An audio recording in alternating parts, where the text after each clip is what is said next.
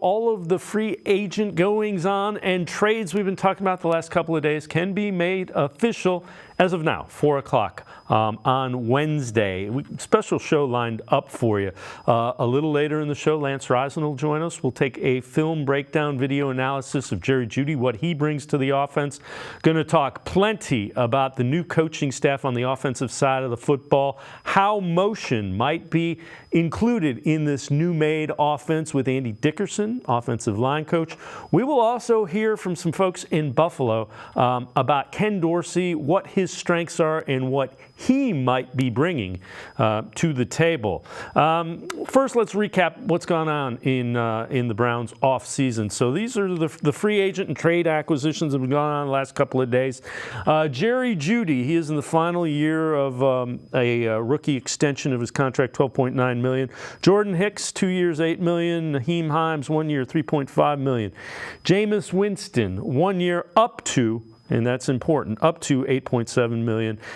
They also have added Hakeem Adeniji, a 6 foot 4 inch, 315-pound tackle. Returning players, guys the Browns have re-signed. Za'Darius Smith, the big one, 2 years, $23.5 million. They also get Maurice Hurst back, 1 year, $3.2 million.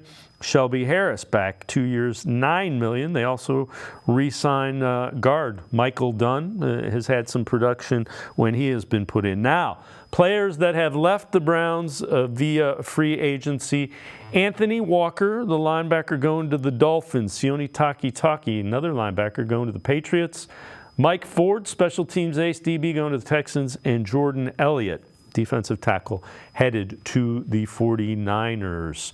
Let's welcome in Casey Kinnamon from Dog Pound Daily and the Barking Browns podcast. Casey, you look at these, just a quick overall reaction of the work that Andrew Berry and this front office has done to this point in free agency. Efficiency is what comes to mind. You look at the 5 players they brought in. I think you got like $34 million wrapped up in 5 players. And in free agency, that is hard to do. And if you look at those individually, I don't think they overpaid for any one single player, which is also very difficult to pull off in free agency. You often find yourself overextended when you bring new players in. But when you look at the players they re-signed, they just solidified that defensive line. There was a lot of question marks there, mostly hinged around Za'Darius. But, to be able to bring 3 of those 4 players back, obviously you lose Elliott, but to keep that intact, I think that is massive. So just the efficiency and to be able to keep the continuity on the defensive line, those are the things that stick out immediately. Yeah, that line was so good, it made it such a huge jump. Let's say it that way. A season ago, do you expect them to get, you would think year 2 in a system, you would learn maybe a little bit of the nuance of it? Yeah, exactly. I think that's exactly it. It's the continuity, the understanding, because it's Schwartz coming into year 2. He knows his chess pieces. He knows how to work them now.